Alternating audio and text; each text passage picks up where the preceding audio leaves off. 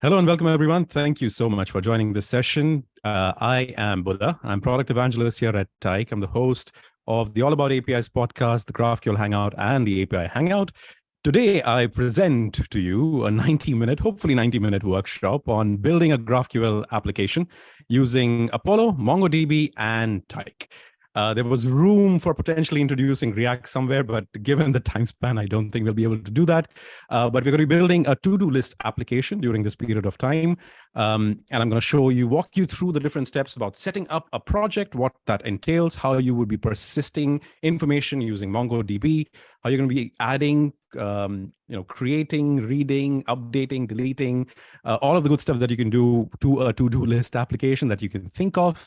And then towards the end, we're going to be looking at how you can add a layer of security on top of the GraphQL APIs that we're going to be creating during the course of this workshop. A little bit on the bonus content that we're going to be covering today. We'll be looking at a common use case where there is typically a question around what you do with REST APIs that might exist, whether there's a way for you to transform that into GraphQL. And we'll pick up an existing REST API and see how easy or difficult it might be to actually transform that into a GraphQL API within the time span that we spoke about. So with that bit of a primer, I definitely want to take this time to thank Bill as well as GraphQL Chicago for the opportunity. I'm really, really grateful to be able to present this and lovely to have everyone in the audience to follow along, hopefully. So like I said, maybe you can follow along. I'm going to go through it step by step. If at any point of time you do have questions, feel free to add that to the chat or to the Q&A section. Bill can always interrupt me and ask me a question, or if you wish to unmute yourself at any point of time, if I'm going too fast, if I'm not audible, if something's not visible, don't hesitate. Just let me know. I do hope to build something that is going to be useful for you, that's going to be valuable for you over the course of the next 90 minutes. So with that bit of a primer, I'm going to jump straight into things. I had a few other slides that I wanted to talk about, but I'm going to skip over. The way I'm going to be sort of structuring this workshop is that we are going to be learning and talking about things as we go along. And the key thing to note here is the target audience for this is, like I said, I think in the beginning, I'm looking at people who are fairly new to the world of GraphQL and GraphQL application development. So I'm going to be covering things in a slightly more detailed manner than I would have if I assumed you were intermediate. But there is also sort of that step towards being an intermediate application developer, simply because we're going to be looking and talking about things around security, things that you would need to consider when you are building a production-ready GraphQL API, as well as eventually building a GraphQL application as we go along. So once again, hopefully, if you are already familiar with these things, then by all means, let us know and pose your questions, or if no questions, then pose your stories or thoughts or challenges, any tools that you have found interesting, anything that you think we could be doing better. Again, there's a very simplified version of what we're going to be covering today in terms of how you can go ahead and build a simple to-do list application using Apollo, Mongo, and Tyk.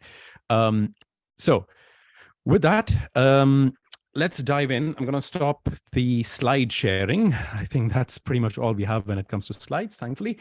So I'm going to get rid of that screen. And I'm going to head straight on over to my terminal. So we're going to be doing a few steps. Obviously, so what we're going to be building today, like I said, is going to be to-do list. There is going to be step-by-step in terms of how we get to that point.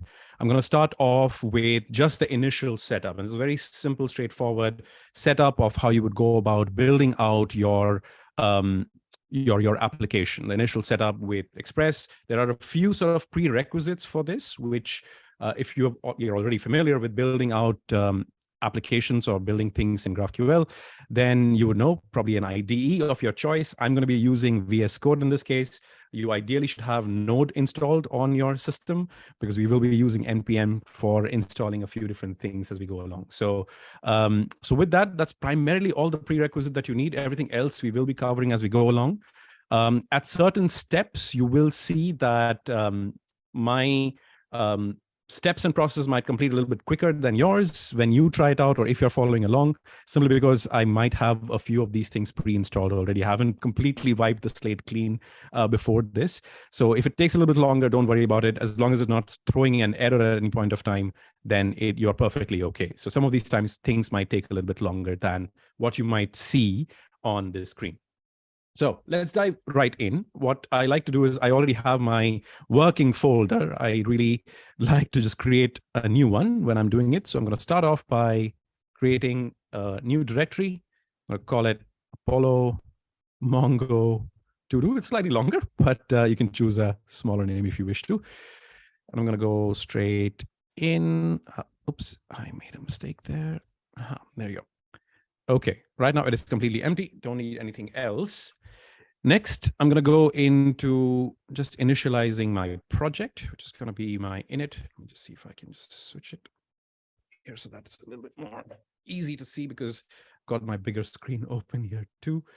As we go along, let's go to creating the project. I'm also going to be installing package, and I believe I will need the module if I'm using an AS6. Set this up to type module. I believe I've got this right. Init, yes, does not have two S's. I think that should be the right one. Set package set type equals module. Okay, got it.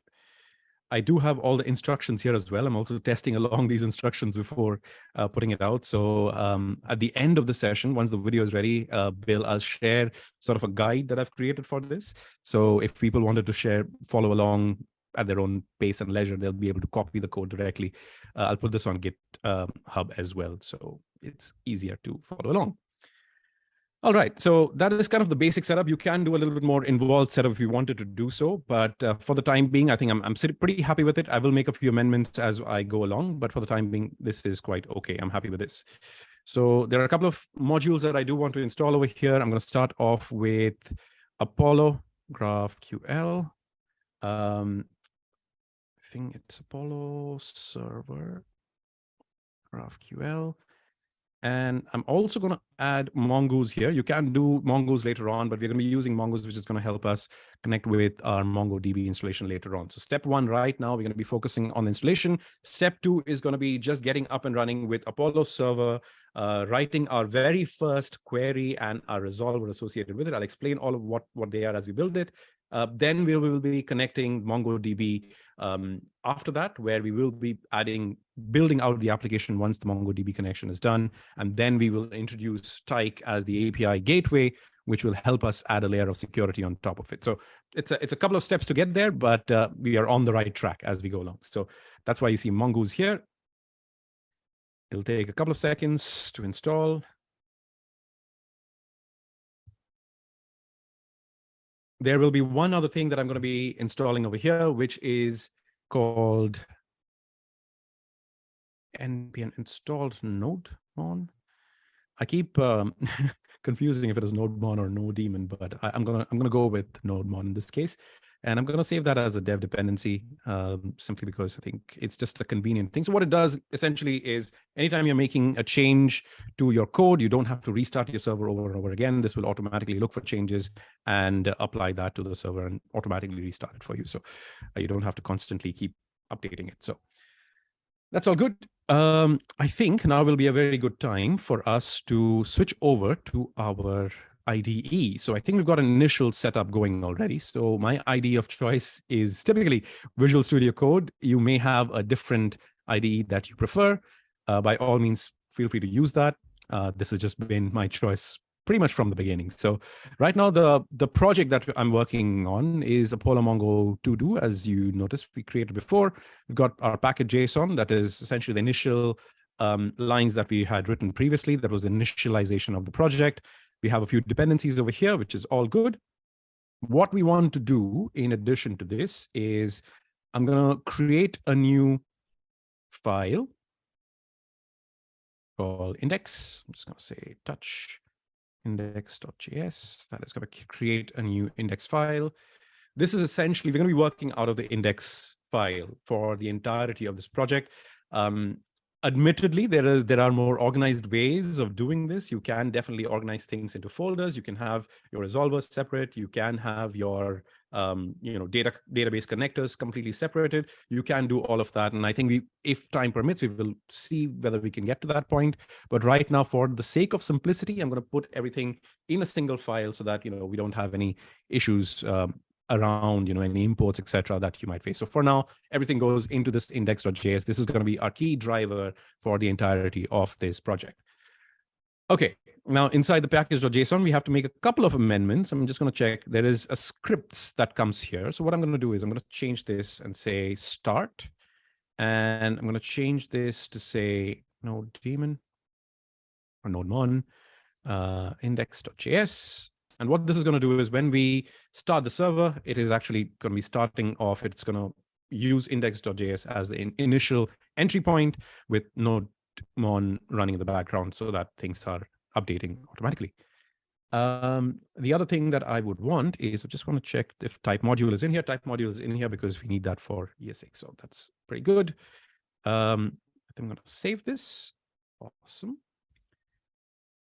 Okay, I think that's pretty much the end of our initial setup. Hopefully, if you are following along, then this has made some sense. This has made sense enough so that, and if you do have questions, then by all means, feel free to put that in the chat or Q&A. But if not, then I'm going to go straight into our index.js file. There are a couple of things that we want to add here. There are a few imports that we want to do. We will start off with importing our Apollo server. And I think that would be it. I think that is Apollo server. That is correct. We are also going to be importing standalone server, I think it's called.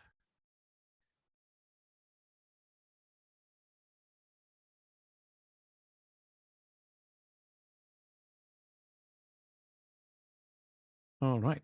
Okay. That's the primary imports that we need at this point. So that's the primary imports. I think essentially that's just really just the initial libraries that we need from Apollo to be able to get started with this. What we want to do now is just to think about it from a structural perspective. Now, if you're familiar with GraphQL, then these might already make sense to you. But there are a couple of key components when we think about GraphQL and building out GraphQL APIs, which is what we're essentially doing at this point of time. So in order to do that, there are two key things that we need. So first of all, we call type defs. These are type definitions, or also kind of what your schema is going to look like within your GraphQL API. Now, if you're unfamiliar with what schemas are essentially the blueprint of your GraphQL API. They essentially show you what are the different types that are available, what are the different objects that are available, what are the different, maybe not objects, but essentially different classes, if you go by that naming convention, but essentially different types, what kind of queries that you can write, what kind of mutations that you can write, what kind of subscriptions that you might have. So all of that is essentially highlighted or essentially showcased as part of the blueprint of your GraphQL API, which is your schema. The implementation details are not part of it. The implementation details come in after this, which is going to be as part of our resolver. So let's put in our initial type definitions. I'm going to put in GraphQL here. This is essentially just gets picked up by some of those code generators a little bit easily. So I'm just going to add that here as part of the header. And what we want to do next is I'm going to have first query. Hopefully I'm indenting things properly as we go along. And our first query that we're going to be writing is going to be hello. Okay, I don't know if I'm making a mistake somewhere. Maybe I am. Maybe a backtick. There you go. Okay. All right. So that's the type definition. Now, once you have this type definition, essentially what this is saying is we're going to be writing a query And the query is going to request something from hello, something called hello. And that hello is going to resolve and result into something. It's going to return some information. So if you think about, again, from GraphQL perspective, if you're familiar with APIs in general, typically what APIs tend to do is you've got your CRUD operations, right? You've got your create, read, update, delete operations. So with REST, they are pretty straightforward. That's essentially what you get. When it comes to GraphQL, they work a little bit differently from a terminology perspective. So if you sort of break it down, queries typically are what you would, as the name suggests, query, or retrieval of information or reading of information. The R of the CRUD is essentially where query stands. So if you're requesting information back from the server, that's where queries would come in. Then the other side of this would be if you're looking to modify or manipulate information, adding or updating or deleting information, then that's where mutations would come in. As the name suggests, it mutates the data, it changes the data, modifies the data. That's where your mutations would come in. We'll look into mutations as we in the next part of it. But for now, just so that you understand, we've got queries, we've got mutations. There is also a third element of GraphQL, which is subscriptions, which is typically more about real-time data and getting notified. It's a little bit more event-driven approach to your API calls. It's something that is very unique to and comes natively with GraphQL. Unfortunately, we're not going to be touching that for today. Hopefully, maybe in a future session, we'll cover that in detail. There's a lot of really exciting stuff that goes with subscriptions. There's a lot that you can do. Think about, inventory systems or anything that has real-time information that you would want. That could be really, really exciting and really powerful capability that GraphQL has built into it. But for today's purposes, we're going to be looking at queries and mutations primarily. So for now, this is really, really simple. We've got a query that is going on. We've got hello. We've got a string type. So string over here is essentially just the type of data that you're expecting back. These are essentially what you would call scalars. They are predefined data types, so to speak. So you've got strings, you've got int, which represents integers, you've got booleans, you've got specifically something called IDs, which is for ID information. If you're looking at that specifically, we will go into that as well when we connect that to MongoDB. And that's about it for now. There is also custom types that we will also look at when we are building the ToDo application. So more on that as things progress. So for now, all you need to do is query over here is when you query hello, there's going to be something that's going to be retrieved. And what's going to be retrieved is going to be defined as part of your resolvers. So resolvers are essentially functions. They're nothing out of the ordinary, really, but essentially what they do is they take any kind of query that is coming in, any kind of mutation, any kind of request that is coming in from your GraphQL API. A resolver is where the logic of it all sits. It's a function that will take whatever information that's coming in and it will do something with it. It could be about returning some information or manipulating something on the database, or maybe doing absolutely nothing.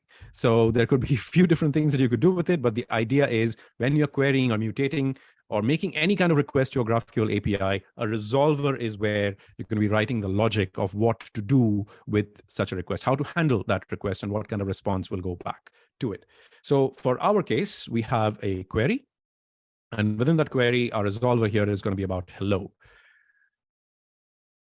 And right now, it's going to be hello. And so what I'm going to do is I'm not going to do something very fancy. I'm just going to write a very simple function that is going to return some string. I'm going to say hello world, and everything is awesome. And we'll see that in action shortly. But for now, we've defined this already, which is great. This is our first resolver. And like I said, it's essentially the logic behind everything that we do. Now let's start defining our server instance where we need a new Apollo server. It takes a couple of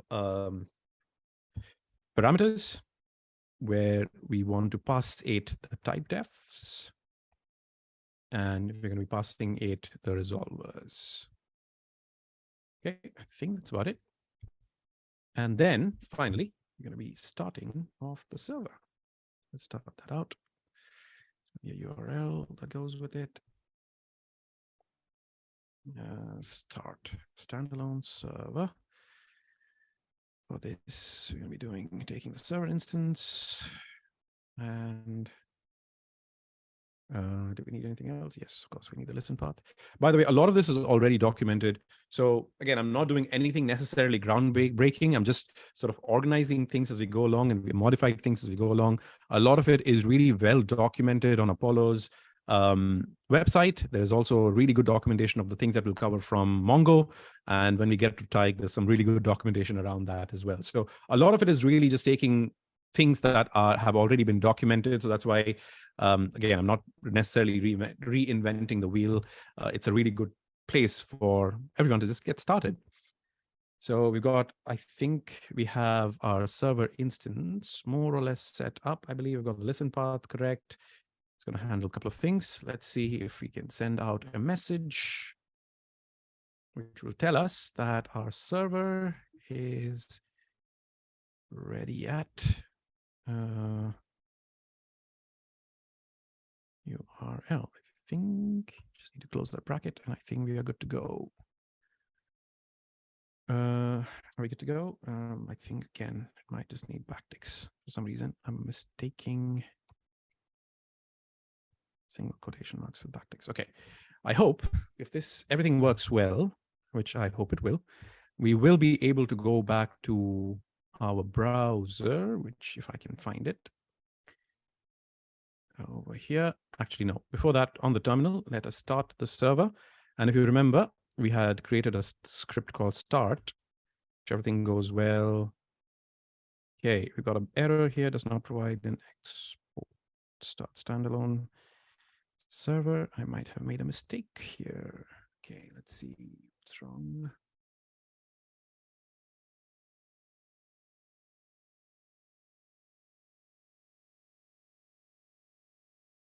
Okay, we made a mistake. Okay, maybe that's where I'm wrong.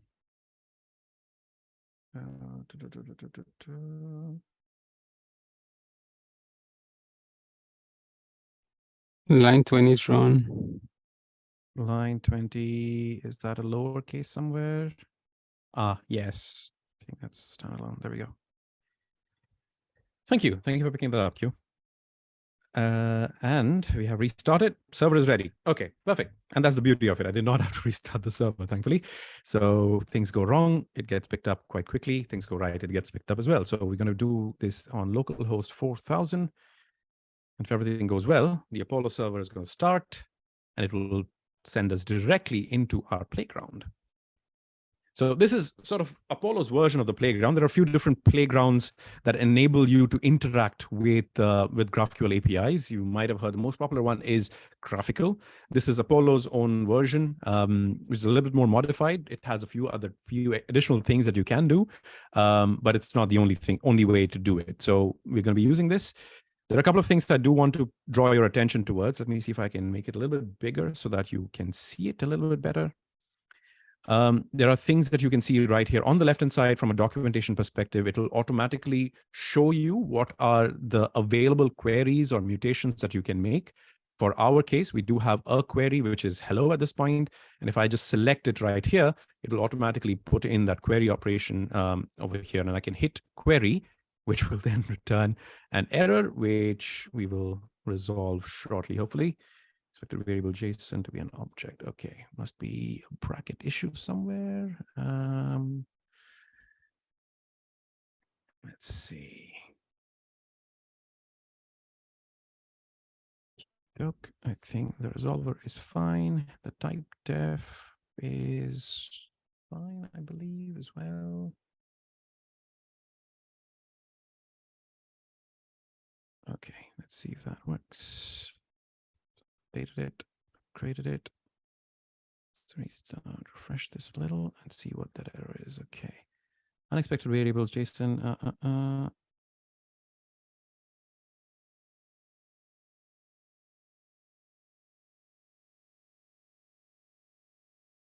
Seems like GraphQL Studio is not liking things a little bit here.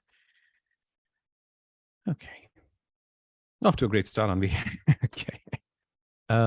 Let's see. Did we miss something? No, we imported everything correctly. That is the right query. The query is getting picked up. Got the hello world here.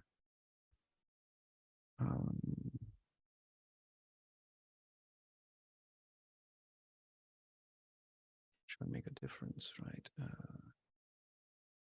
Query hello string is correct. Maybe code. That shouldn't be the case though. Hello world is correct. We've got the right query in there. We've got this correctly. Well, it should be working. What if you restart the application maybe? Yeah, I'm gonna try doing that. Let's see. Let's see if that solves anything. Oh, let's see if we do have to restart it. Defeats the purpose a little bit.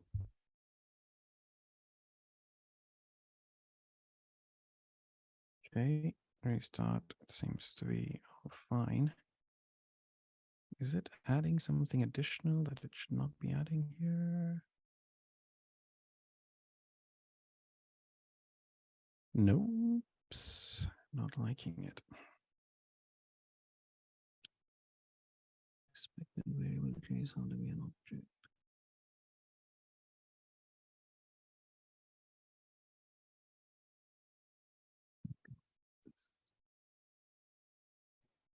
Mine is working. Yeah, exactly. It should be. It's nothing funky that we are doing here.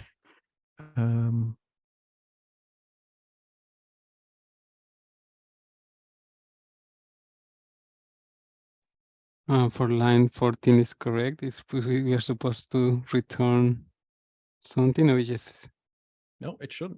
This is essentially what you should be returning. You don't have to write anything further with this typically.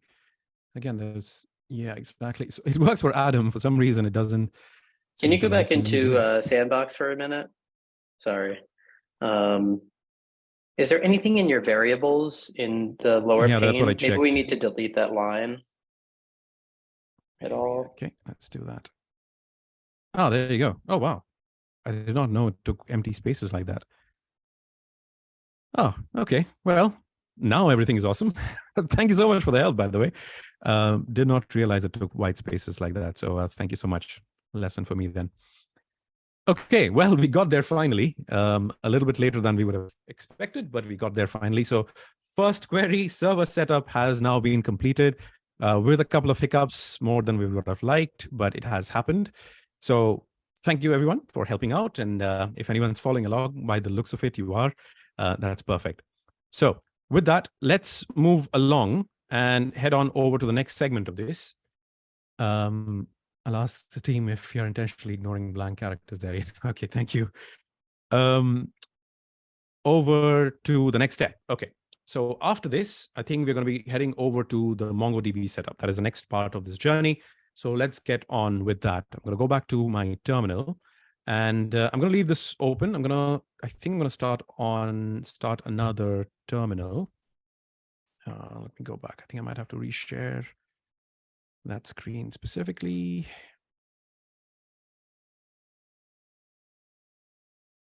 Okay, let's do that. Let's see if I can just simply add this. That'll be really helpful.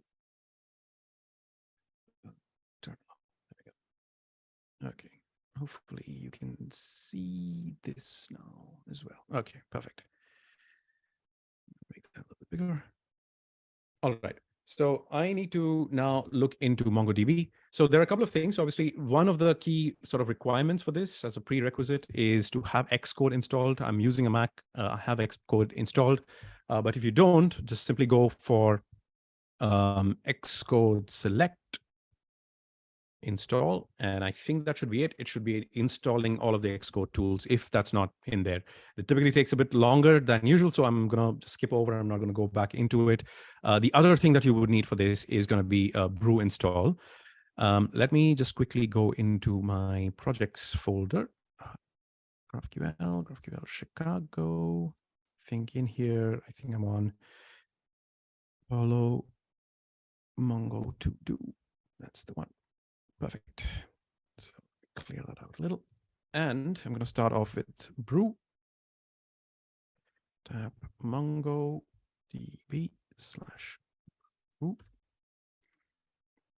So this might again take a few more seconds than what I did over here for you, because for me, I think it's already been installed. You can run a brew update after this if you wanted to. Again, for me, I think it should already be updated. Everything is already updated.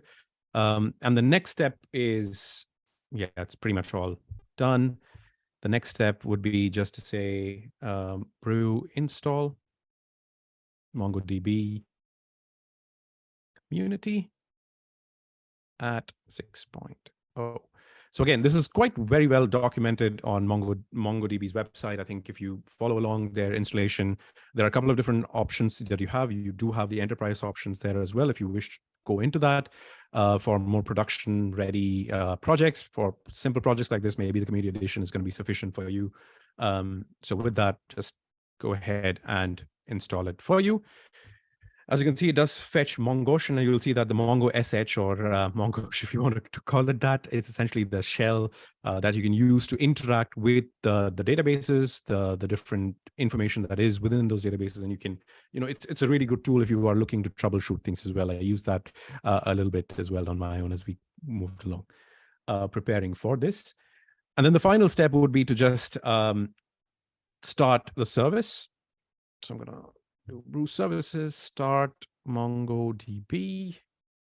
I think it's community at 6.0. I believe I've got that right. And it's going to start the service for me. It's already started for me, as I said, but in our case, it might say something a little bit differently. So good. Okay, so that is our initial installation of MongoDB has now been completed. So let's move over to VS Code and let's start testing out our MongoDB installation. I'm going to start off by importing Mongoose. If you remember, we did that before. Mongoose here. And I'm going to go from Goose. And in order to test it out, I need a URI. I'm just going to copy paste this, which I've been using. It's essentially the URL that you're going to be using to call our MongoDB. And then finally, there is a connection string that you can use. And this again is available on the MongoDB website and their documentation, pretty well documented. And essentially just establishing the connection based on the URI that you're going to be presenting. I've used to-do list at the bottom, at the end. By all means, feel free to use something else if you wanted to do so. So I've got that going. I've got a little bit of a message saying DB connected. So this way I will know whether the connection has succeeded or not. And once that is all done, I'm going to just save this, which will automatically refresh my terminal right here. And it says DB connected. So with that, the MongoDB installation and initial connection has now been completed. So that essentially completes our step, I would say 3 after the initial installation, setting up the Apollo server, and now setting up of the MongoDB. So we're doing pretty okay on time. I think we're about 15 past the hour for now, which is not terrible. But now comes the fun stuff. I think this is where we're going to be looking at actually building out the application. We're going to be looking to build out the 4 key elements of the to-do list application. Just to give you a sense of the shape of what a to-do list item is going to look like, we are going to be having the simplest possible form of this. So think about what a to-do list item usually has some text which will describe what the topic is, what the task is, and the status of it, which we're going to be calling completed or not. So essentially it's a Boolean that it's going to say true or false. So essentially the status and the item itself, the text associated with it. Now there's going to be a third field, which is going to be the ID of it. So the ID is going to be automatically generated by MongoDB. In this case, we're not going to be enforcing any specific rules for this at this point of time. We're just going to let Mongo handle it. And we're just going to be retrieving that information as we move along.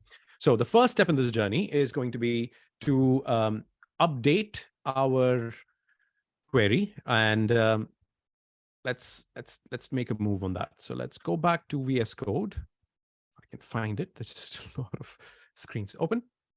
So right now we're going to be creating a new model. Start off with the model. I'm going to be doing that. I think it's best to do it right after the type definition and before the resolvers. Okay, I'm going to say const ToDo, say mongoose.model.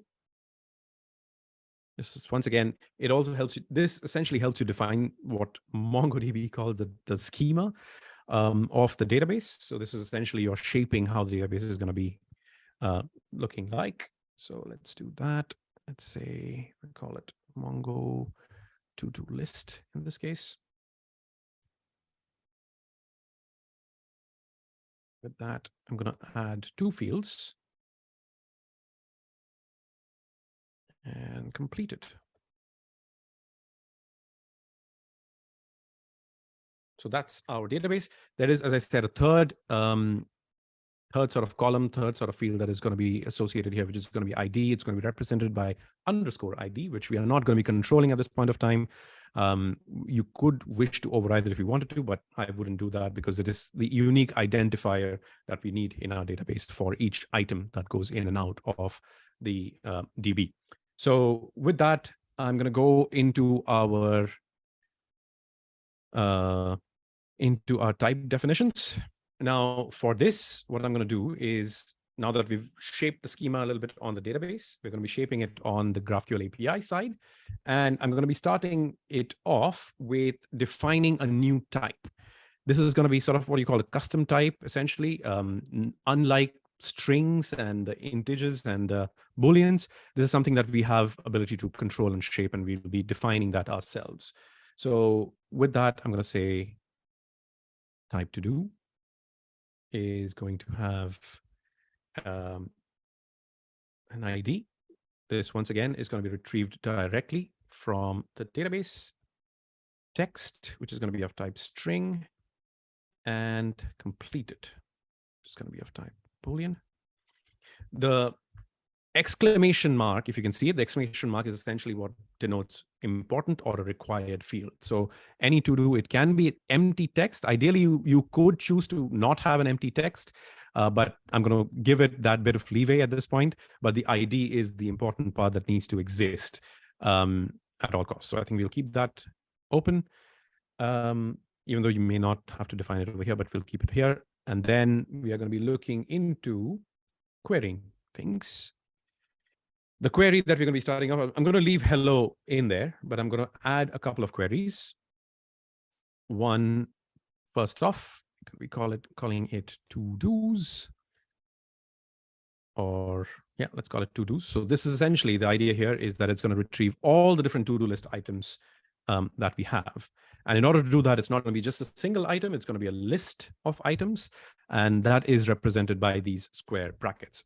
And they're going to be of type ToDo in this case, because we need all of these different pieces of information. We're not looking for just one piece of information. We're looking at, for each item, we are looking at an array of objects in this case, which is going to be of type ToDo.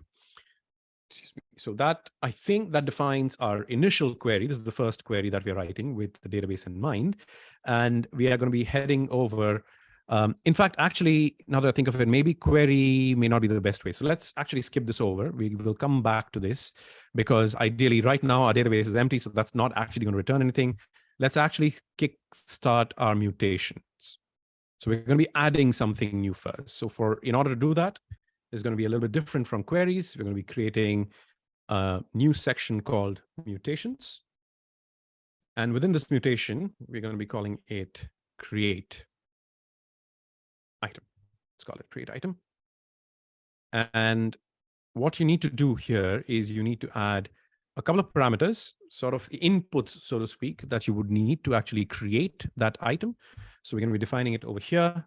There's going to be text that is going to be of type string. And again, ideally, we want to have this as a required field. And we are going to be having a completed sort of a status here as well, which is going to be Boolean. I'm going to make this important as well. Let's just keep things ready and available. And it's going to be of type ToDo. So that's the definition, sort of defining our mutation. It still won't do anything. if you looked at it, there's no logic behind it. So if you remember, logic of any mutation or query is going to be defined as part of your resolvers. So we're going to go ahead, we will go ahead and move on to our resolvers. And as part of our resolvers, we're going to be now, once again, creating a new section called mutations. Or mutation, I think. It's not mutations. And just like in query, now we're going to be taking the mutation that we have. If you remember, it is called, it's called create item. So I'm going to add that here as well. Create item. And in order to create this, I'm going to say it's going to be an asynchronous function because we're going to be communicating with the database. A couple of parameters that are available to us, parent and arguments. Args is essentially where we will be getting any kind of input that is coming in as part of the mutation from the user themselves. So that is important. And now we go on to the logic of it all. I'm going to retrieve my text and I think completed directly from here, from my arguments, so that I can use them directly. Then constant, say item.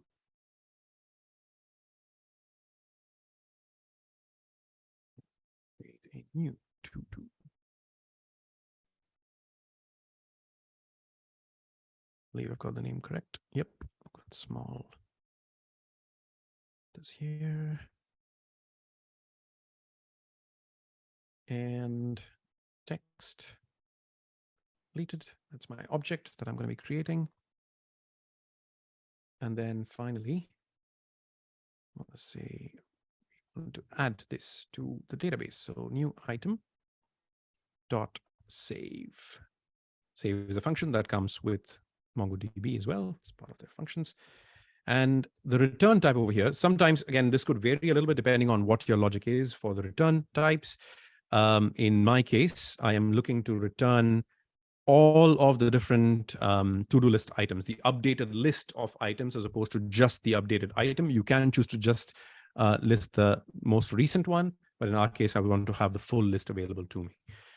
Hopefully that will be all we need to at least start adding information, adding our to-do list items. And if I head over to my terminal, there seems to be an error. Once again, but not in schema. I think there might be some kind of a typo somewhere. I think it's probably not liking the fact that it is ToDo here and not there. Let's just make things more consistent.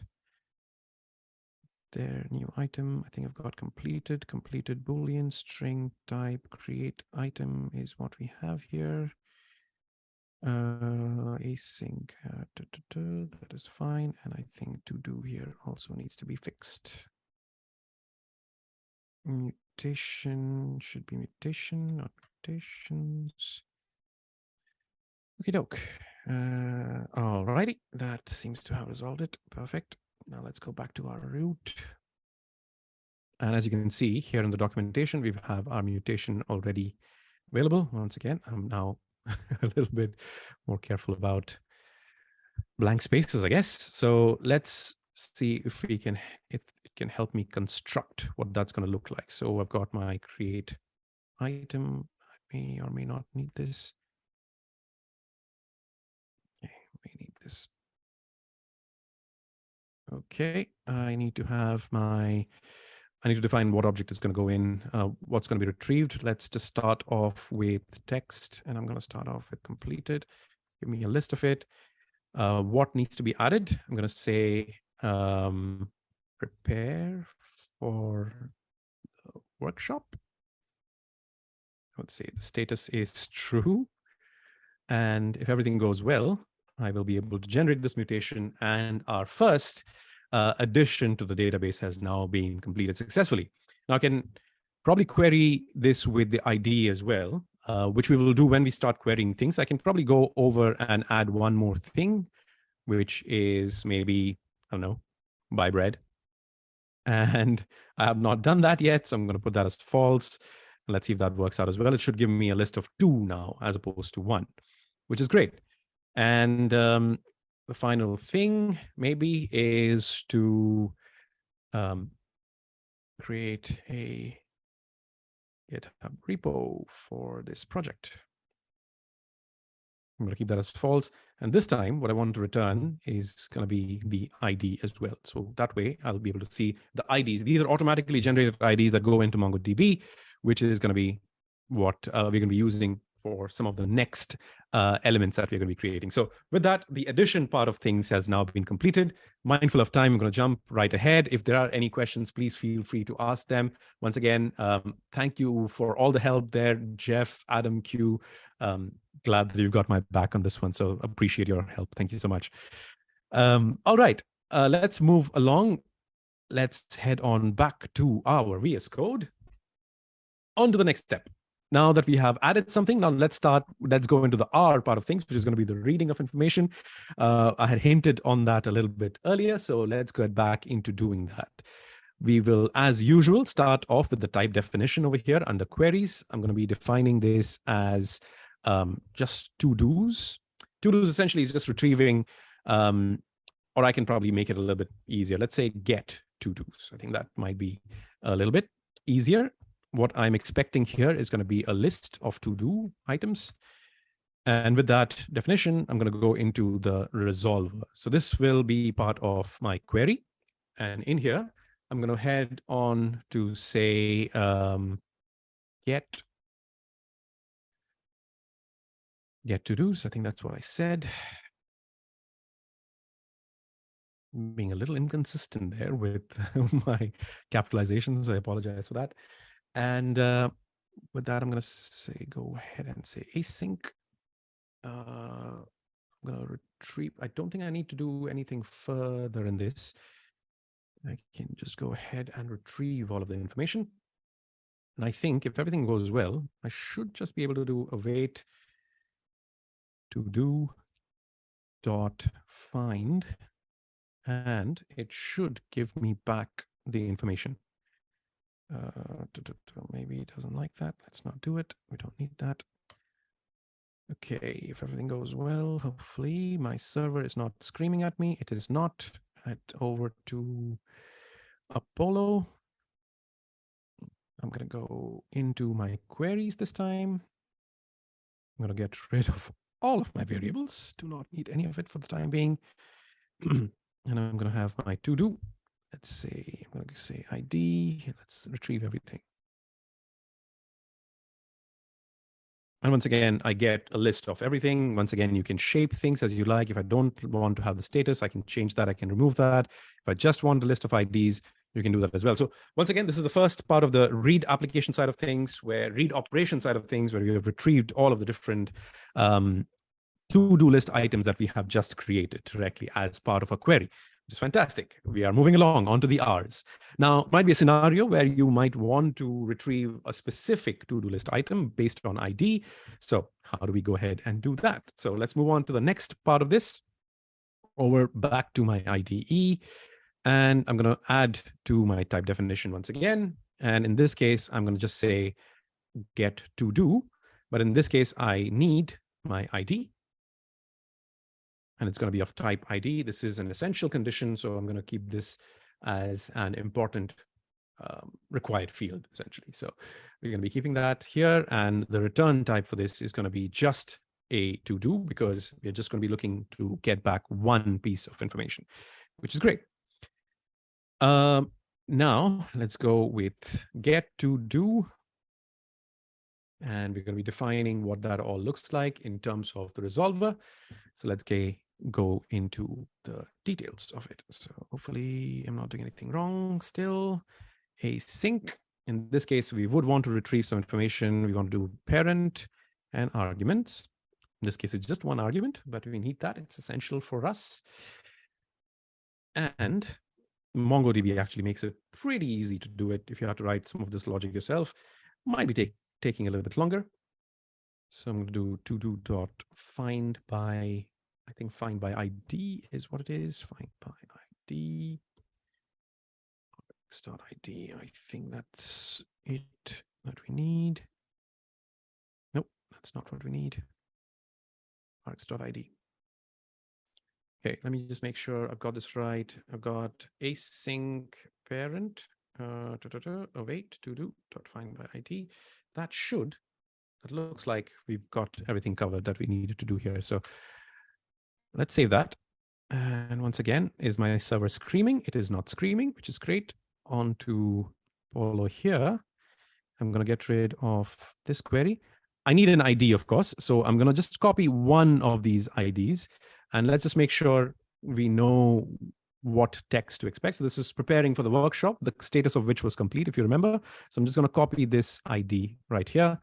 And I'm going to this time query my get to do. In this case, I'm going to, sorry, that's the right way, get to do. And here I'm going to, once again, retrieve the ID, text, and complete. Okay. And I need to define the ID of this, which I think, if it all goes well, I have now retrieved my ID as well. So straightforward enough. Hopefully you can follow along with this. You'll be now created one mutation to add to the database. We have created a read query essentially to retrieve a list, entire list of our to-do items, as well as retrieving specifically based off of your ID of the items. So with that, that comes to the end of the CR part of it. Now let's head on over to updating it. So what if we needed to change things? We need to update an existing thing. We realized that, late in the day that, my preparation for the workshop is not done, or I have finally managed to buy bread, for instance. So how might we go ahead and do that? So I'm going to go over and retrieve a list of my to-dos once again. I'm going to get rid of this. We don't need it. We don't need this either. I've got my list back. I'm going to pick one of them to update it. So let's head over to my IDE once again. And once again, same format. So if you're following along, it's always a similar sort of a structure approach when you're adding to it. You go into the type definition, update the query, head over to the resolver, write the logic. That's typically primarily what you would like to do. Simplest possible way to get around that. So this is going to be a mutation because we're going to be changing and modifying the information. So in this case, I'm going to say update item. In this case, I am going to be needing the ID of it because I'm going to be retrieving information based off of the IDE. So I'm going to be saying ID. Just going to be of type ID. This is going to be a required because otherwise I will not be able to retrieve the information.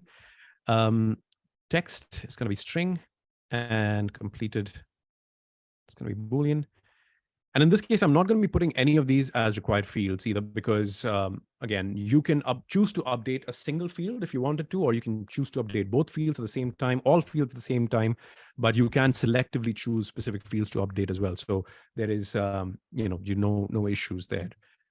In this case as well, the return of this mutation, I would want to return the entire list. Again, you can choose to just return a single item, just the updated item if you wanted to do so, but I'm just going to make sure I'm going to be listing the whole thing out once again. But once again, depending on typically best practice, you might just want to retrieve the one that you've updated. Once again, just lesser amount of data.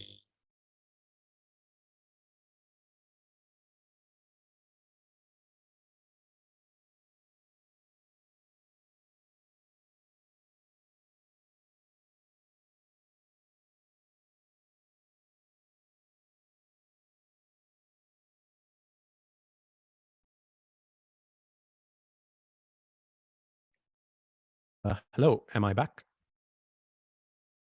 Yes. Yeah, Okay. you're back.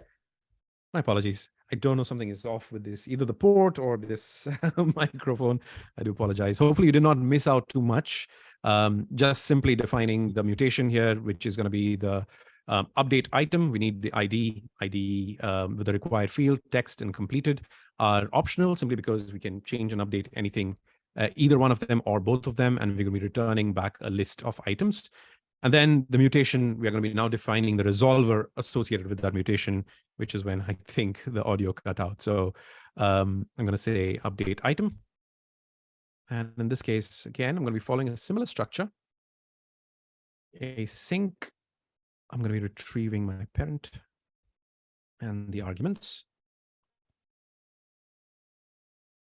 Over here, I'm going to just deconstruct that a little bit, primarily the ID that I need from my args. Perfect. And then I'm going to be looking at creating a new object called update item, or updated item, I think is the better word, updated item. And oh, wait. ToDo dot find.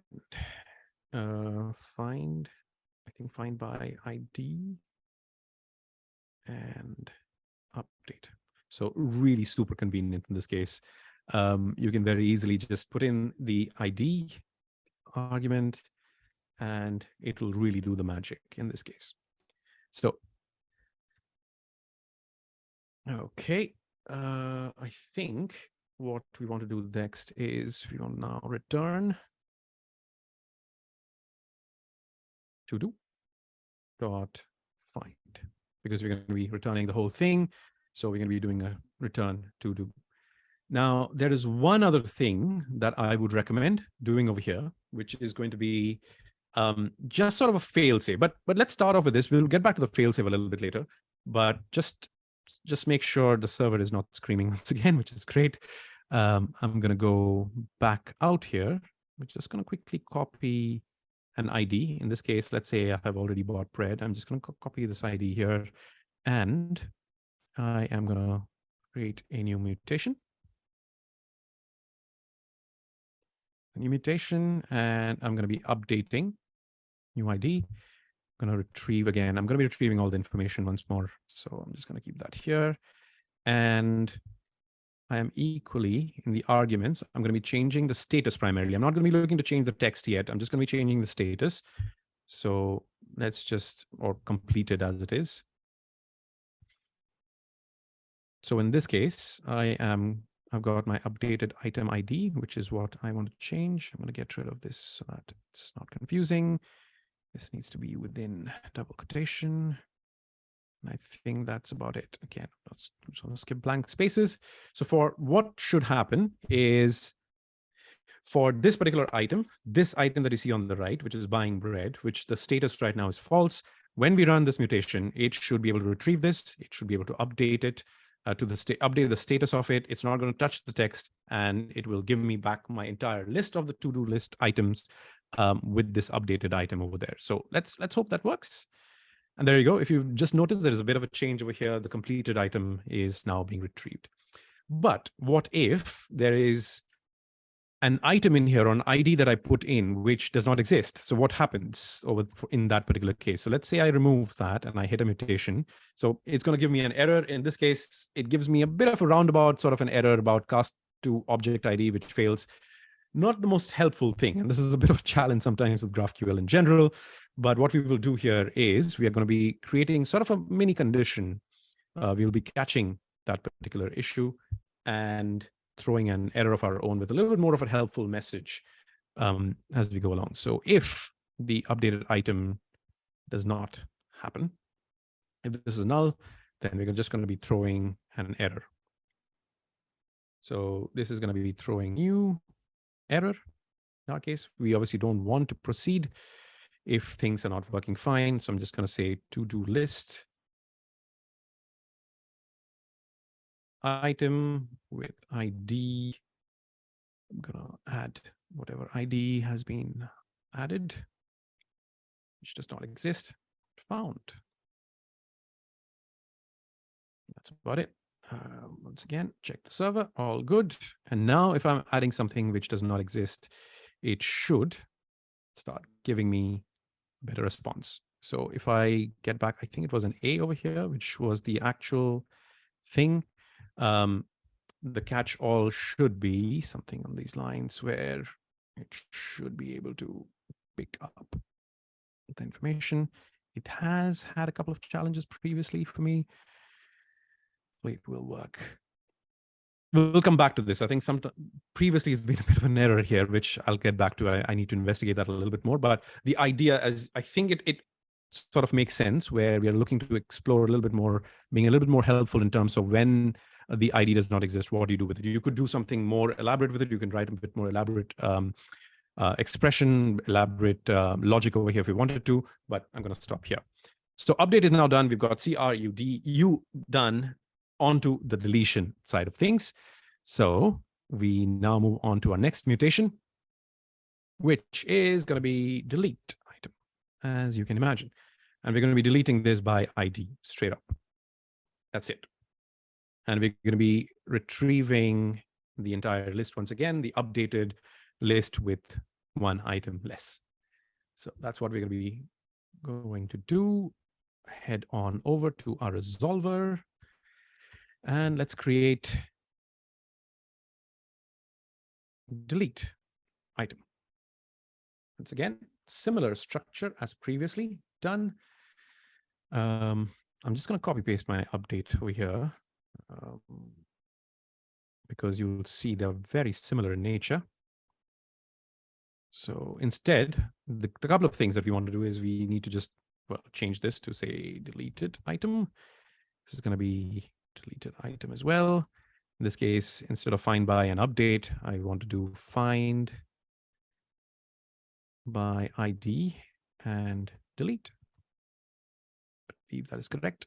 And I'm not passing any arguments here. I'm simply passing in the ID. Does not exist. The error is fine. I'm going to be returning the entire list, which is what we want to do as well. Is there an error somewhere? I think I need to close a bracket. Perfect. That should be it. All right. I think, once again, check server. Everything is fine. Everything is updated. Now let's head over to deleting an item. So now that I've bought my piece of bread, I am going to try and let's first retrieve the information. I'm going to retrieve all of my to-dos once again. ID. And I want my text. So, buying bread, we know the status of this has been completed. So I'm just going to copy this field right here, this ID, and head back on to creating my mutation. I'm going to create a new mutation. It's going to be delete by ID. And for the retrieval, I'm just going to say deleted. Perfect. Now I'm going to get rid of this. Don't need that.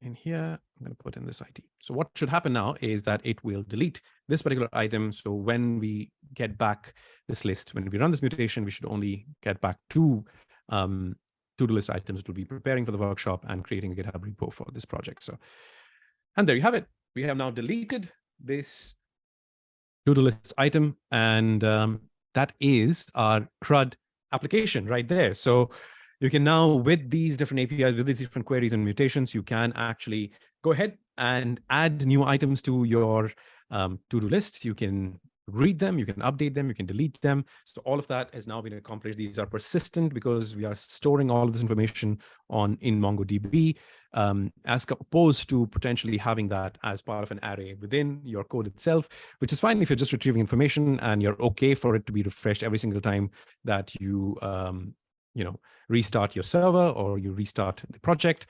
But if you want something that is changing and getting modified, and you don't want things to be things to have a clean slate, then you want things to persist, this is the way to go about doing it. So MongoDB done, Apollo done. We have created our application so far, which is now doing all of the things that we wanted to do. And that brings us to the conclusion of, I believe, step number 4. Step number 4 now completed. 2 big segments now completed. We are going to be moving on to our final segment, which is going to be really, really exciting, where we'll be introducing Tyk's API gateway to add a layer of security on top of it. Now, by no means, I think Apollo by itself has its own security capabilities that you can write as part of the server itself. You can, there are a couple of other things that I'll touch upon where, again, if you look through Apollo's documentation, you can accomplish some of those things. But with an API gateway, potentially you can do that a little bit easier, and have a couple more added benefits as you go along. And we'll touch upon a couple of different things. We are primarily going to be focusing on the area of security and how you're going to be exposing your GraphQL API. And as you can see right now, the GraphQL API is exposed to anyone. So anyone with this particular access to this URL, right now it is local, so it doesn't really matter. You will not be able to access it. But for instance, if this was hosted on AWS, for instance, or any server in the cloud, then potentially people might have access to this if it was publicly available. So in case you don't want to do that, obviously there are a couple of ways in which you can restrict access. But in our case, we're going to be choosing to use the API gateway. So for Tyk, what is it? Tyk is a cloud native API management platform. And specifically, we've got a open source API gateway that powers the heart and brain of everything that we've got. It's got a Tyk dashboard that essentially enables you, it provides you a graphic user interface to interact with all of the different capabilities of Tyk's API gateway and all of the things that you're doing with your APIs to manage them. And then finally, a developer portal that essentially enables you to expose or catalog your information, catalog your APIs for external consumption for, by third-party developers or partners who want to build applications on top of it. So it's a really simple rundown of what Tyk is. We'll see that in action really, really shortly. Now, there are a couple of ways in which you can get started with Tyk. You can go ahead and sign up on our website, and you'll be able to get sort of a license version of it. If you want to use Tyk Cloud, for instance, you've got a 5-week free trial that you can get started with it. You can equally have the open source gateway that you could use, or you could also go into the self-managed version. So for today's purposes, we're going to be using the self-managed version, which has, again, two things. One that comes with sort of a few boilerplate templates and things that are built in to get you up and running really quickly, which is the Tyk demo repository. I'll share the link to it. And then the one that I'm going to be using is a slightly more stripped down version of it, sort of the basic installation that you will get, which is the Tyk Pro Docker demo. So if you simply search here, Tyk Pro Docker demo, you will be able to get to the GitHub repository right here. You've got all of the information that you need to get up and running with it. Primarily, there's PostgreSQL at the back of it, but you can use MongoDB for that as well if you wanted to. They're just configurable to work with both of those databases. And there's a bit of a bootstrap process that you can go through as well. We'll walk through a couple of these steps, not everything, because I've got a local copy of this as well, and you'll see how simple it is to get started. The one thing that you will need for this to work is a license key. Now, when you sign up, that license key will be delivered to you automatically for your 2-week trial period. So by all means, feel free to do that. The open source gateway does not obviously need any license key or anything, so you can definitely get started with it. The reason I'm choosing to do this is because there is that bonus piece of content that I want to showcase, and that works primarily a little bit better with the enterprise version in this case. So with that being said, the step over here is going to be simply to just copy this code, clone this repository or wherever you have it. I have got the clone already in there. What I will do is, let me see if I can open up Sublime Text and I can share that with you so that you know where to find it. The only thing that you need to do here is essentially update the environment key. So let's see if I can open this up. Sublime Text. Okay, that's the second desktop. Hopefully you'll be able to see this. Okay, so in here, I've got the Tyk Pro Docker demo. I've got the Tyk demo here as well. But what you need to do here is, if you follow along the steps that you will see, the steps will specifically talk about how you can update, how can basically add this environment variable, this license. You just add this license key and start your Docker Compose. So if you've got this done, by all means, go ahead. I'm going to stop sharing this. I think we don't need this specifically for now.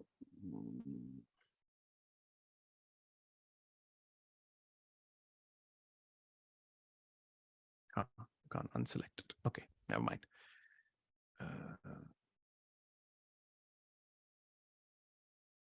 let's see, might have to just stop sharing. Sorry, apologies for that.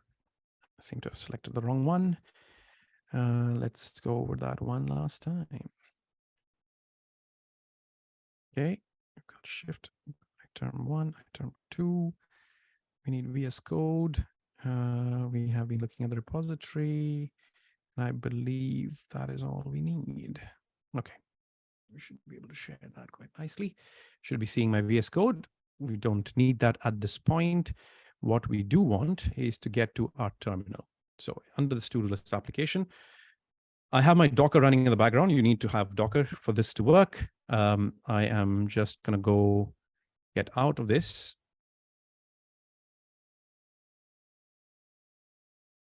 Into my projects. I believe I've got my Tyk installation right here. I'm going to go into my Tyk Pro Docker demo. Okay, I've got my thing set up right here. I'm just going to say Docker compose and up,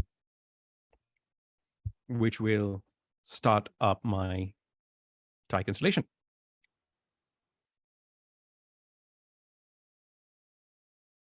Okay, and now what I can do is if I went over to my browser once again,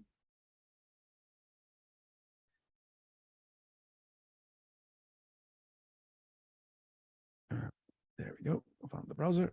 I can go on to my localhost 3000 in this case, and I get to my dashboard. It's a little bit off because I'm zoomed in, but this is my dashboard. In your case, there might be an additional bootstrap step that you might have to go through in this case, where it might just ask for a couple of pieces of information, your organization information, as well as what you're setting up, essentially your username and ID. There's a couple of bootstrap steps that you might need to take over here. For me, I've already set this up. This is essentially the sort of 2 to 3 step process in which you can get up and running with Tyk Pro Docker demo. So hopefully that you can follow along with this as well. Hopefully that all made sense. So what are we going to do now? So we now have a GraphQL API that we have created with a few queries and mutations. What we want to do is we want to add this gateway in front of that GraphQL API. So let's mount the GraphQL API on top of it. I've got a couple of things that I've tried out previously, but let's see what happens. I'm going to go into my API section, add a new API. I've got a few options here. I'm going to pick up GraphQL. I'm going to say to-do list demo.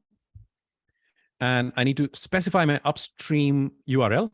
This is something that I get caught out a couple of times.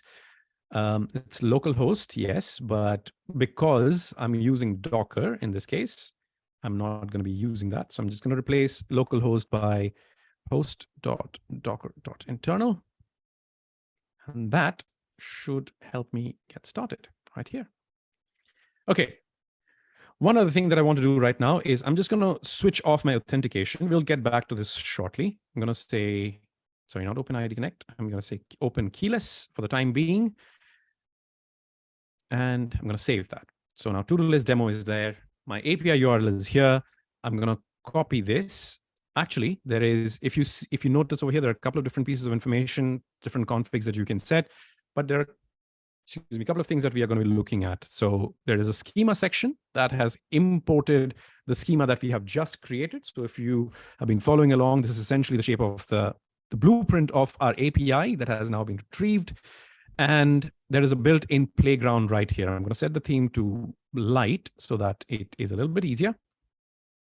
And with that, I'm going to go into writing a really, really quick query. So again, I can use my Explorer over here if I wanted to. Let's say if I just want to do a hello and see that works perfectly. Whether my MongoDB connections are working, we can check that out as well. Let's say I want to do a hello to-dos, say ID, text, and completed status. And I'm getting back my information here as well. I've got 2 items over here, which are both being retrieved quite nicely. It's exactly what we wanted. So what we've done over here is we essentially mounted or added our GraphQL API to the Tyk API gateway. Additionally, what we can do is we can enable an external playground, kind of like what Apollo has to offer, for us to interact with it. So let's do that. Enable playground is available right here. You can change the playground path if you wanted to. I'm going to keep it to playground for the time being, and I'm going to hit update. So if we just copy this URL right here and hit playground, we'll be able to see that we have now got our own playground again. Once again, if you wanted to test this out, let's say we want to do a get ToDos once more. We'll be able to get the ID, completed, and text. We'll be able to retrieve the information. So all go well and good.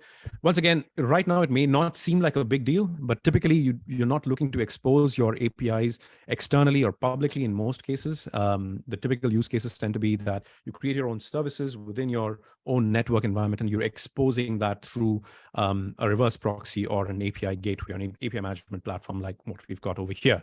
So right now, it may not seem a lot because you're replacing one URL with the other, but the power of all of this is going to come in shortly. So let's start off by adding a layer of security, adding a layer of authentication right now. So let's move on to what we had disabled previously. Let's enable the authentication token and hit update. So if you go back now and try and query this information, we will not get any information. So once again, what we are doing here is we're not opening up the API publicly anymore. We want very specific people with specific access capabilities to be able to retrieve information or call our APIs. So that's what we're going to be doing here. So in order to do this now, there are a couple of ways. Obviously, for this to work, we need to have a bearer token or authorization auth token, so to speak, for this to work. Now, in the world of APIs and API management, you can do that on a per API basis. For a GraphQL, you can do that on a per API basis.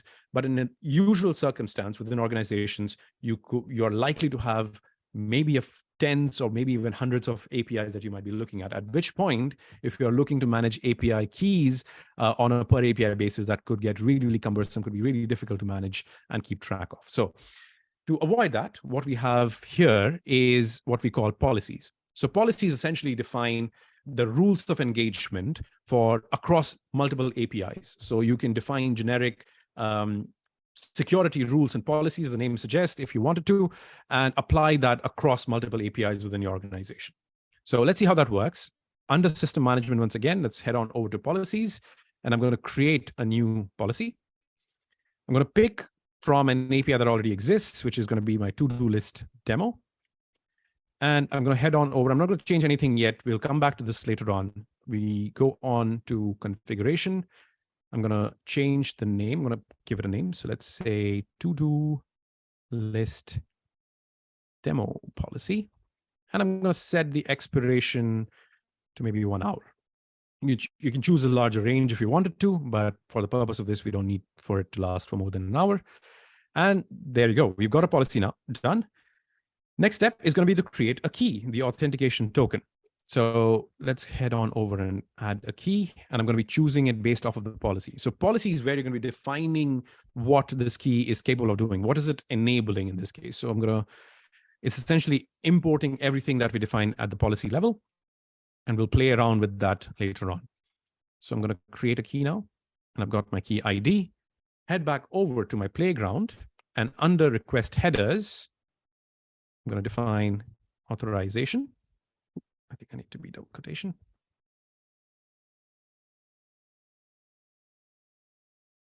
And I'm going to add my token here. So what this should do is it will get me back my information. So only people with this particular authentication token will be able to now access this information. So one layer of security completed. Now, if you've been following along and if you know much about GraphQL, then you will notice a couple of things here where the security aspect of GraphQL, it works a little bit differently from REST. So typically when you think about REST APIs and security around REST APIs, as long as you've got the API endpoint itself secured, you're more or less sorted for the entirety of the resources that are underlying it. You're pretty much fine if you do work at the HTTP layer itself. However, when it comes to GraphQL, you need to take that a step forward. You not only have to think about the HTTP layer, but you also need to think about the data layer, simply because there is a degree of flexibility that comes with the way you interact with information, the way you interact and query information. There is a lot of flexibility that is provided by the backend developer, but equally that means that it leads to a degree of unpredictability when it comes to what an end user or consumer of that API is going to be requesting, and which order, which way, how many times. That could be a little bit tricky for you to predict in some cases. So what can you do about it? So there are going to be 3 key things we're going to be talking about from the security standpoint. One is going to be rate limiting. As the name suggests, rate limiting is the number of API calls that you can make over a period of time. We'll see how that we can fix that. Second one is going to be query depth. So imagine in this case, actually, let's start off with rate limiting first, and I'll explain that the next part as we go along. So as I said, policies will be the ones we use to define all of our different security policies and rules. So in this case, we've got rate limiting as part of our global limits and quotas. I'm going to change that to 3. So for instance, I do not want, as part of my either say load management of the application or the part of my subscription models, I want to only enable people to have a certain number of API calls for free. So in my case, I'm being very stingy. I'm going to be only allowing 3 requests to be made over a period of 10 seconds to help demonstrate this. So if I go back to my playground, what this means is that 1, 2, 3, and I get blocked. So I can only make 3 requests over a period of 10 seconds. Once the 10 seconds have passed, I can always go back. It's not passed yet. Once the 10 seconds have passed, I can always go back and recall it as well. So it refreshes after every 10 seconds. Now, the next part, which will come back here, the next bit here is about query depth. Now, that might seem a little bit trivial at this point because the depth of this query is essentially just 2. So you just have the main level, and then you go into the to-do itself. But there could be scenarios where you might be looking at something a little bit different, where imagine a to-do item that is associated with a particular user. So that might be a user over here. It's going to throw an error because we haven't defined it, but just follow along if you can, if you just bear with me. So imagine there is a user associated with this to-do item. There might be, some kind of an ID associated with it, some kind of a name associated with it, some kind of an email associated with it. And that user might also have a list of other to-do items, which I might want to define as to-do items and expose that. And that again will give me an ID, text, completed. And it may also go into more users coming in. So there might be, with a similar sort of an item, there might be other users coming in. But in this case, let's say we've already gone down the layer of 1, 2, 3, 4 layers of depth. Now, in some cases, you can go even further. So imagine if you were to have countries and continents, in which case you go country to continent having countries with their own continents, they're part of a specific continent, those continents having. So there could be sort of a chain of events that go into it. In some cases, that is warranted. It makes logical sense to go to a specific layer or specific depth because that's what the business logic demands. But in some cases, because by nature of GraphQL being a little bit more open and flexible, it might also open you to attacks, security attacks or vulnerability. In this case, specifically a type of DDoS attack of sorts, where someone might be going so far deep and it's putting pressure or loading up your server and potentially attempting to bring it down, something that you obviously don't want, because the deeper that you go, the more computationally intense the calculations can be in some cases. If you're looking to resolve multiple fields across multiple things, it just grows up and up as you go along. So how do we prevent that? I'm going to go get out of this user because it's going to throw an error as soon as I run it again. So in this case, we only have 2 layers, for instance. So there is not a lot that we can do with query depth limiting, but just to demonstrate how that all works, I'm going to get rid of rate limiting. I don't need it at this point. Under query depth, I'm going to open this up and I'm going to put the maximum depth to be just 1. So basically, it's just not going to allow me to do much at this point. Not the most useful thing, but just to demonstrate what that would look like. And it's going to tell me that the query depth limit has been exceeded. Now, if I open this up to number 2, then it should work. So anything beyond my second level will not be applicable in this case, or it's not going to be allowed or permitted in this case, as far as this particular API token is concerned.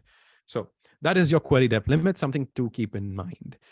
The final one that we're going to be looking into is going to be field-based permissions. Now, imagine a scenario where, once again, if we go back into our user example, for instance, associated with the to-do item, the user had email IDs, it had name, potentially some other information about address if they wanted to, and you may not want to expose everything to everybody. So now the obvious solution could be that you just create yet another GraphQL API, but that would really go against the whole philosophy about why GraphQL APIs came in, the whole idea sort of the benefit of doing or having GraphQL APIs as opposed to say REST APIs, which are a little bit more specific in the way you would request information and resources, is that you have sort of these baseline data graph that you're working across different fields, and you're exposing them with the level of control required by different omni-channel platforms, different platforms having their own requirements. They can query based on what they require and they demand. So that's what we want to do. But in some cases, for some use cases, you do not want to expose everything to everybody while still keeping the baseline data graph available. So how do we do that? In our case, once again, we have a few possibilities. So if we go in here, we'll see that there is an option for field-based permissions. If I were to enable this, you'll see that a few fields are available to us. There are mutations, there are queries that we can look into. What I could do here, what might make the most sense perhaps, is that I could disable mutations, for instance. So for this particular user who has, or maybe I could just look at queries. Let's say, I can probably update this. And what should happen is it is going to tell me that I am not permitted to do queries. So if I were to go back and say I want to restrict on mutation for a specific user, that I don't want this particular user to change things with this auth token or update my database, then my query will go through. But if I were to try and, for instance, write a mutation, then it's going to start throwing a tantrum. So in this case, I'm going to go in and say create item, and I'm going to say text, say testing, let's say completed, status is false, and just give me the ID. That's it. So immediately it's going to restrict me because mutations are just not allowed. So I don't have the ability to do this. It's not going to permit me to do it. So in some cases, you may have these different requirements where, you know, different users may want to have different needs, and you might just want to restrict access for specific fields. You can go granular than this. You may not have to do that on mutation. You may not want people to request inside the to-do item. Maybe you want to restrict them from seeing the status of things, in which case, if you go here and I go back to my query, which is to get my to-dos, it will restrict me because, you know, it's restricted. I do not have access permission to view the completed status in this case. So that's the basic level of security that we put in. There's a lot more that we can go into, of course, from an API management perspective for GraphQL. I'm being mindful of time here, where we are 8:08 where I am in Boston, which I believe is 7:08 at your point. I'm going to just quickly pause to see if there are any particular questions that we want to pick up, or any comments, anything that you find exciting, interesting. There was a question that for MongoDB library. Does the MongoDB library handle value sanitization and bounds checking? Does bounds checking work? I think MongoDB does that to a point, but I think my rule of thumb tends to be you might have to do that. Ideally, have a fallback of your own. It does, I think, to a point, but I'm not sure 100%. So if you are looking for 100% reliability, you would probably want to do that yourself. I think it will. It's most likely going to be checking against the type that you've defined. But again, rule of thumb when it comes to databases: obviously don't expose database queries directly. The resolver will take care of some of that sanitization if you want to. But yeah, ideally you handle that yourself. Don't rely on databases to take care of it. They may have things built in, but make sure that you're handling it as well on your end.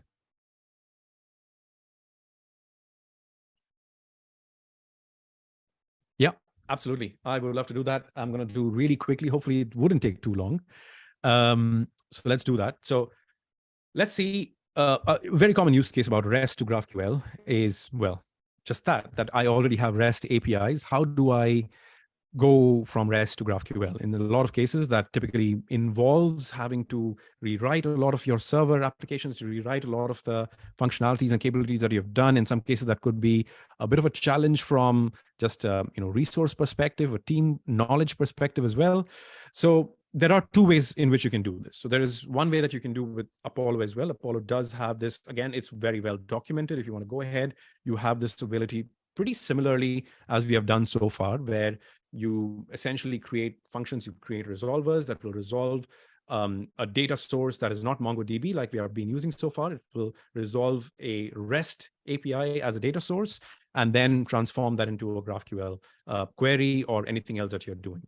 But what I'm going to show you here is I'm going to take something that is quite raw. And if you're familiar with JSON placeholder in this case, they basically have a few different REST APIs that are really good for demonstrating. We've got a few that are available. We've got post comments, albums, photos, users as well that are available to us. So what I'm going to try and do here is I'm going to see users and I'm going to look at to-dos. So what we will do is we can start off with users really quickly. If you see here, there is some piece of information about a particular user. And what I'm going to do here is I'm going to go over back to my Tyk dashboard. And in this case, when I'm creating a new API, I'm going to choose UDG. There's another way you can do that is just go over to the data graph section over here directly and click design a new data graph. And I'm going to call it user to do demo. I'm going to hit configure graph. Once again, I'm just going to remove the authentication for the time being, just to make life a little bit easier. And back we go. So right now we are in the beginning of creating this GraphQL API. The schema is not defined yet. So what we're going to be doing is we're going to be mapping out the schema for that user. And we're going to be starting off by defining a type user.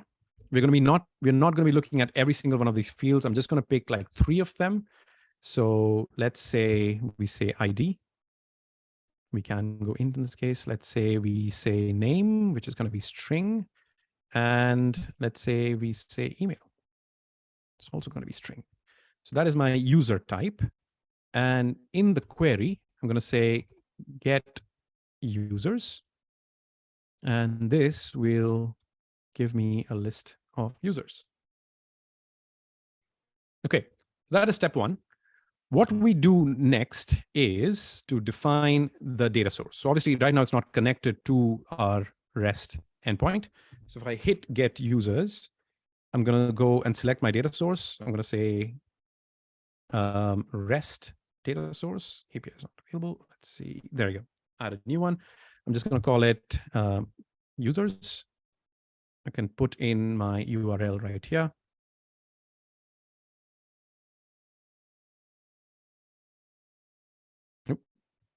There we go. Users. This is going to be a get method. And if everything goes well, there you go. That has been connected now. And I should be able to hit update. Head on over to my playground and say get users, ID, name, and email. And it's all worked. So within, I believe, about less than 5 minutes, I think we have now transformed a REST API into a GraphQL API. So pretty much without having to write any kind of middleware, without having to really write any kind of resolver even, it's essentially just configuration from this platform directly, which is super easy to do. Now, of course, we've got a full list. If we were to follow a similar pattern, we wanted to look at how we would retrieve, say, get a specific user. And I'm going to specify the ID in this case. And I want to get back a user. I can do that too. So let's define the source once again. It's going to be REST. I'm going to say user. And in this case, if you go back to the format of how this works, is if you were to actually request a very specific user information, you just go /1. Based on the ID, it'll retrieve that specific ID, the information of that particular user. So now, obviously, one way of doing that is to just do this, which we won't want to do. So let's say we've got users. We don't want to do this because this will hard code it to 1, and any kind of query that you would make, it'll just mess things up. So we don't want to do that. We want this to be dynamic. So what I can do is I can hit the curly bracket, left curly bracket, and it automatically opens up a couple of options for me. I can choose the ID, the arguments.id, and hit get, save, and hit update. And what that will do is it'll take me to my playground. And now if I were to say user ID 1, it'll retrieve specifically the information of the first user. Now, just to make sure that I'm not cheating, we've got user ID number 10 as well. So this works dynamically. Once again, really, really quick and easy, couple of minutes to just configure this, and you are getting this information straight off very, very easily. Now, let's take a step further. Just a couple more minutes, just taking a step even further. Now, we've been working with to-do list items so far. So let's assume not just one REST endpoint, but what if we were to look at multiple REST endpoints?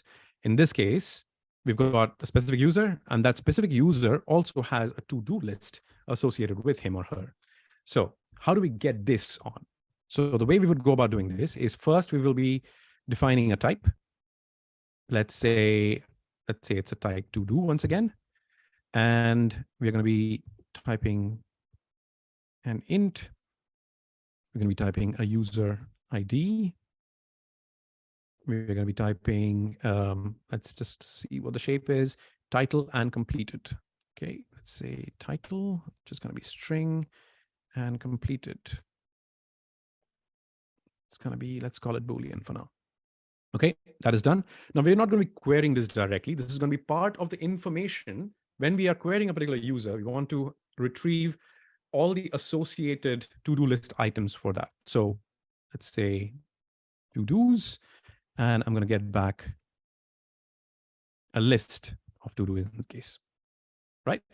So I've got that. So now I'm going to be connecting my data source once again. So let's head on over. I'm going to hit the to-do inside the user type. In this case, head on over to my data source definition configuration. Now for the URL, I'm going to pick up till the users first. I'm going to hit this curly braces and pick up the ID. In this case, it's going to be object.id instead of arguments.id, because we're going to be retrieving based off the information that is already present in the object, which is going to be the ID over here.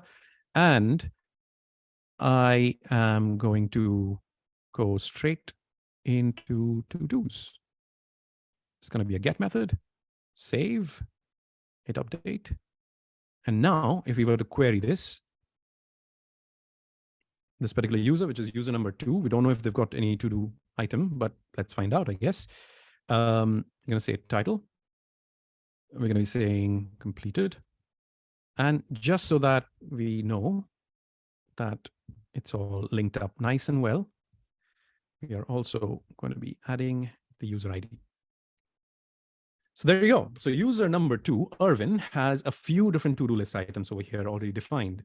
So you've got user ID 2 for each one of them, and it is listing them all. So now what if we were to change this to say user ID number 4, who may have also got a few different IDs, a few different to-do list items, which is great. What about user number 7? Number 7 has a few as well. So, you know, we've got a few different items over here for each one of them, which is awesome. It is associated with the particular user that we are looking at. So as you can see, with a few pieces of quick configuration, I think we started about 7:08 or 10, and I think within 10 minutes time, we've managed to not only transform one single REST API into GraphQL, but actually combined multiple REST APIs into a single unified data graph and expose that. And obviously, whatever we've seen before this, which is the security, the authentication, tokens, the policies around query depth limiting, the policies around field-based permissions, as well as your rate limiting, all of those things will apply in this case. So we can apply all of those things as you go along. So this is what we call the Universal Data Graph, Tyk's Universal Data Graph. It's a product that we are really proud of. makes life a lot easier, especially when you're dealing with these kind of scenarios, working with different data sources that you can combine and unify. As of our latest release, you can actually use Kafka data sources as well, Kafka streams as one of the data sources. You can extend this to GraphQL data sources as well. So GraphQL, REST, Kafka. We're also looking at compatibility, back compatibility towards SOAP, where there is a workaround for the time being, but we're going to be looking at it a little bit more directly. You can transform SOAP into REST APIs using Tyk as well in a very simple way, and then use that REST as part of UDG if you wanted to.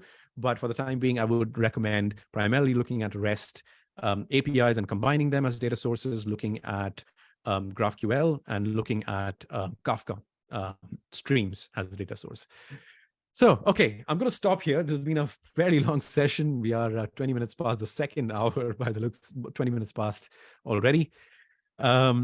So questions, anything interesting? Hopefully that all worked nicely. There were a couple of hiccups, so I definitely appreciate everyone who helped me out with that few hiccups that happened.